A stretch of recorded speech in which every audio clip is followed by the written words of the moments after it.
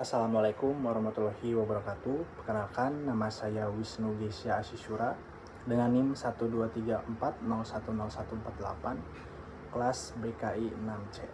Di sini saya akan membahas buku dakwah antar budaya, dan di sini juga saya kebagian membahas ajas dakwah antar budaya.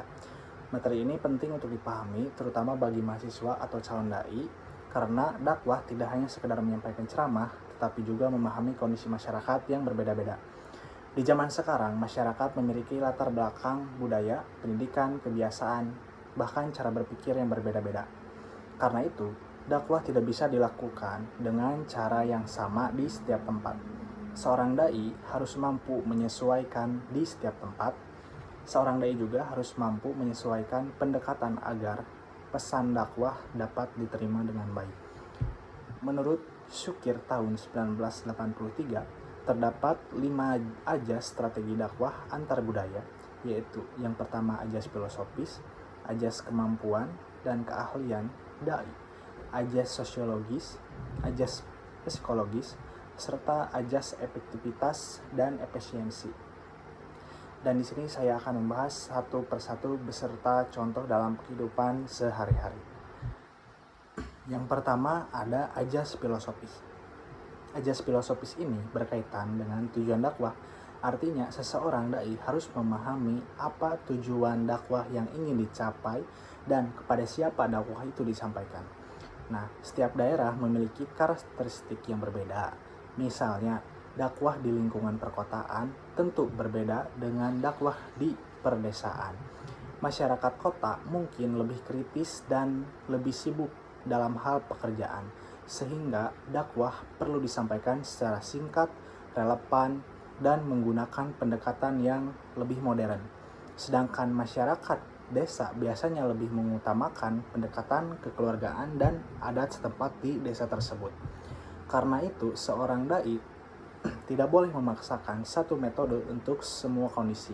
Dakwah harus menyesuaikan budaya masyarakat agar tidak menimbulkan penolakan. Nah, hal ini menunjukkan bahwa tujuan utama dakwah bukan hanya berbicara, tetapi bagaimana pesan Islam bisa disampaikan dan diterapkan dalam kehidupan masyarakat. Contohnya, ketika berdakwah kepada remaja, pendekatan yang bisa digunakan melalui media sosial, podcast, atau diskusi santai.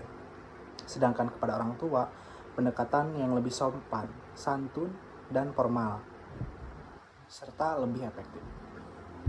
Kemudian yang kedua ada ajas kemampuan dan keahlian dai. Ajas kedua adalah kemampuan dan keahlian dai. Seorang dai harus memiliki kemampuan yang mendukung aktivitas dakwahnya. Kemampuan ini bukan hanya soal pandai berbicara di depan umum atau public speaking, tetapi juga kemampuan memahami Al-Quran dan hadis, cara berkomunikasi, serta menyesuaikan diri dengan masyarakat. Di era digital sekarang, kemampuan dai juga perlu berkembang. Misalnya, mampu membuat konten dakwah yang menarik di media sosial, menggunakan bahasa yang mudah dipahami, dan mampu menjawab persoalan masyarakat modern. Selain itu, penampilan dan sikap juga mempengaruhi keberhasilan dakwah.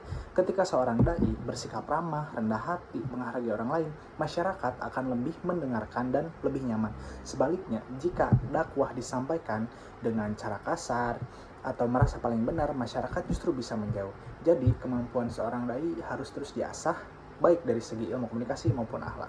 Kemudian yang ketiga ada ajas sosiologi. Nah, seorang dai ini perlu meningkatkan atau melakukan observasi untuk memahami situasi masyarakat sebelum menyampaikan dakwah.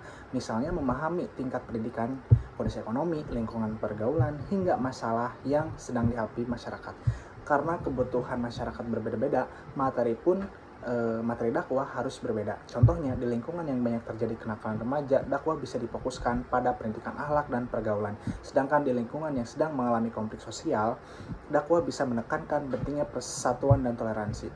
Nah, pendekatan sosiologis ini membuat dakwah menjadi lebih relevan dan tidak terkesan memaksa. Kemudian yang keempat ada ajas psikologis. Di sini setiap orang memiliki kondisi mental dan emosi yang berbeda. Ada orang yang sedang sedih, kecewa, kehilangan semangat hidup, atau memahami tekanan atau mengalami tekanan ekonomi dan keluarga. Nah, dalam kondisi seperti ini, cara dakwah ini harus disesuaikan. Misalnya kepada korban bencana alam atau orang yang sedang mengalami musibah, dakwah sebaiknya berisi motivasi, penguatan mental, dan harapan, bukan ceramah yang menyalahkan keadaan mereka. Begitu juga kepada anak muda, pendekatan dakwah perlu lebih santai dan tidak menghakimi agar mereka merasa nyaman untuk belajar agama. Nah, ajas psikologis ini mengajarkan bahwa seorang dai harus memiliki empati dan mampu memahami perasaan mad'u atau orang yang menerima dakwah. Karena terkadang masyarakat lebih membutuhkan ketenangan dan dukungan daripada sekedar nasihat panjang. Kemudian yang terakhir ada ajas efektivitas dan efisiensi. Nah, maksudnya dalam berdakwah seorang dai harus mempertimbangkan waktu, tenaga, biaya, dan hasil yang dicapai. Dakwah harus dilakukan secara terencana agar tidak membuang sumber daya secara sia-sia. Misalnya, menentukan lokasi, media, dan metode dakwah yang paling sesuai dengan kondisi masyarakat. Di era sekarang, dakwah melalui media digital menjadi salah satu contoh dakwah yang efektif dan efisien.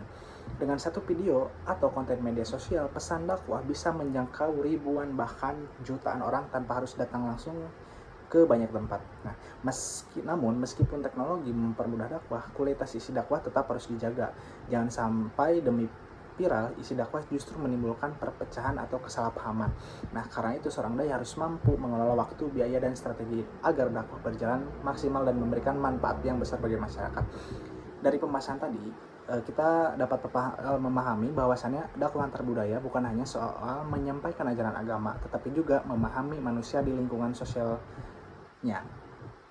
Nah, kelima ajas tadi di lingkungan sangat berkaitan.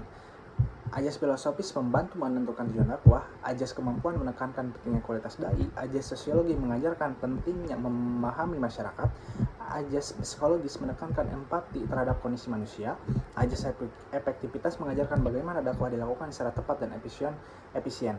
Dengan memahami ajas-ajas ini, dakwah diharapkan menjadi lebih bijak, relevan, dan mudah diterima oleh masyarakat yang beragam budaya dan latar belakangnya. Mungkin sekian yang dapat saya sampaikan. Wabillahi taufiq wal hidayah. Wassalamualaikum warahmatullahi wabarakatuh.